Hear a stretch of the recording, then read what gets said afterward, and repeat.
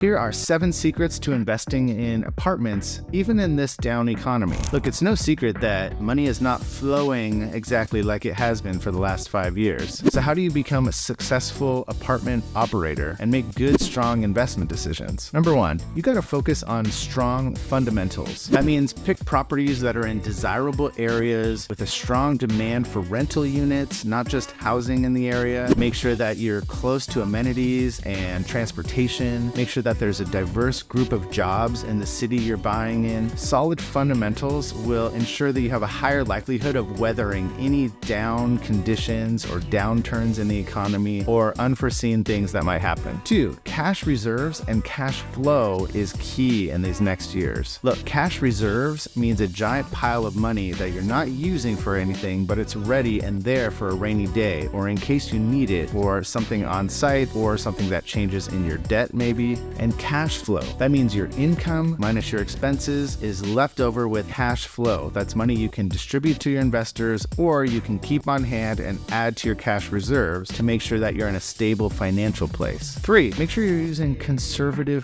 financing. That means that you're looking for loans that have longer terms, that are fixed debt, possibly even assuming loans from a previous owner. And look, at the end of the day, lower leverage is always going to put you in a less risky position down the line. 4, conduct thorough due diligence. This means you're going through all the financials. This means you're going through all the physical aspects of the property. Don't rush these parts just to try to secure a deal. When you look at the rent roll, is that actually what's matching up with the bank account every month? Are all these rents coming in as they say they are? Talk to any of the maintenance people who have been on site before to see if they have any wisdom as far as things that are broken on site or things that might need repair and the previous owner might have just slapped some paint over it and tried to hide it from you. 5, maintain a very strong tenant screening process. Look, tenants and the income from their rent is the lifeblood of this business. So don't try to just fill up units with people that may not fit the community there. Because at the end of the day, a strong tenant will ensure less vacancy and more income every month. 6, have a long-term investment horizon. Don't think of apartment investing right now as a short, quick money grab. This is not a way to make quick, fast money. It's not a way to get rich quick, but it's a way to get rich for sure. So have a long-term horizon, think in years, not months.